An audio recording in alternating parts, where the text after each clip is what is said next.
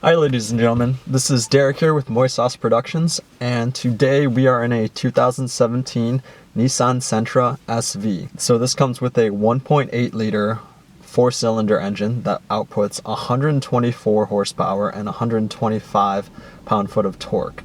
So not a very fast engine, but this is not the 1.6 liter turbocharged engine, which I would love to actually try that because it boosts the horsepower up from 124 to 188 horsepower, which is pretty right on par with like the Civic Si and the GTI and all of those 1.6 liter turbocharged engines. So would really like to get my hands on one of those, especially in the manual. This one comes with an automatic transmission. That's a CVT Xtronic. And it's pretty smooth, pretty nice. There's an eco and a sport mode, which just have more to do with the throttle mapping. It's not much with the brakes or the actual steering feel or anything like that. The steering is pretty light, but overall the car is very, very comfortable. So let's talk about the exterior of this car. The exterior of this car is actually a lot nicer than it used to be.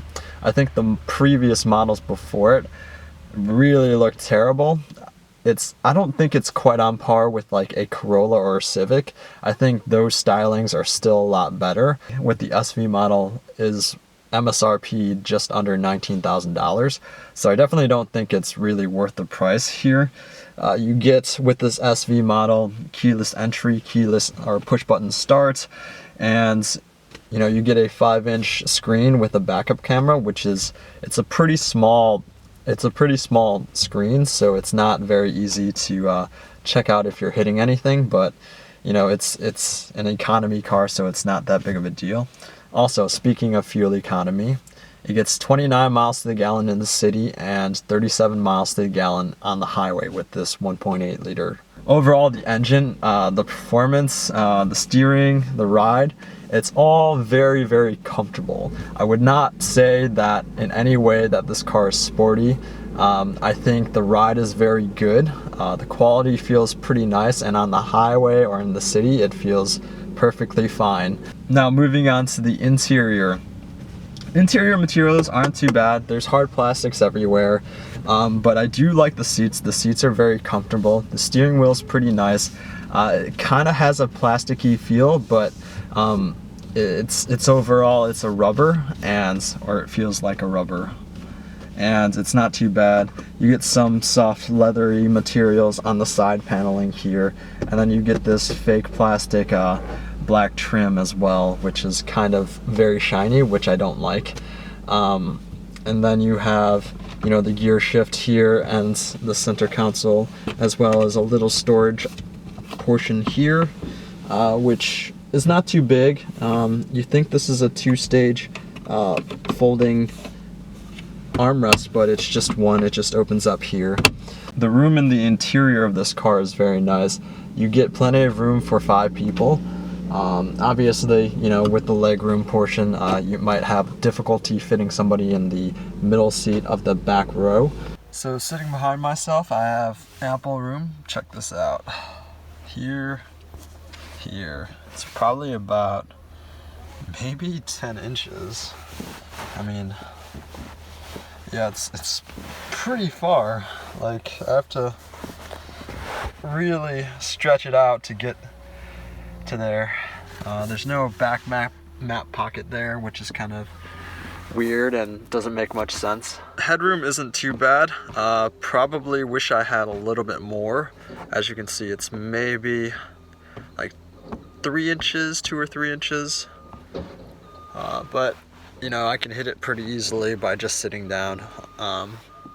The front is actually a lot more. It kind of shortens up back here, but overall it's not too bad at all. The seats also fold down, and there's ample room for trunk space. There's actually a decent amount of room. You could probably fit 2 or 3 large suitcases, if not 4. This base model with the SV package comes with everything that I would expect in today's age. Overall, the headroom is nice, visibility is okay. This A-pillar here is pretty big, so it's a little bit difficult to see around.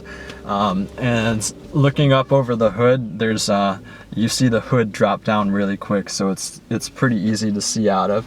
And looking around, exterior, it's very easy to see out of. And looking at the rear view mirror as well, it's very, very simple to look out of, and very I would definitely say it's good. Would I recommend this car? I think for the price, if you can find one that's used, I think if you can find one that's under $19,000, because I think $19,000 is a little bit of a stretch for this particular car. I would prefer to get, you know, a 1.6 liter turbo of some sort, or possibly a Cruze with a 1.4 liter. I don't think this car has a lot of pep. As I said, 123 or 124 horsepower. With 124 horsepower, there's really not too much to talk about with the actual acceleration. It's really not fast. But if you're looking for a car that gets you from point A to point B, I see this car as a very good Uber car or Lyft car, because the maintenance on the car would be very minimal. I did mention the brakes in the front are discs, but the rears are drums. It's a very nice car, definitely recommend it. I would prefer it to be more cheap, and if you're looking in this section, I would definitely steer your way towards like a Civic or a Corolla or Forte or a Elantra, because those cars, or even a Cruze, those cars, or even a Focus, because those cars I think have better amenities for the same amount of price, and I think they're more fun to drive, as well as, you know, having a little bit more technology features in them as well. So thank you all for watching. If you liked this video, please give it a thumbs up. If you didn't, feel free to give it a thumbs down. And if you like all the content, subscribe to the channel. And I will see you in the next video. Thank you all for watching.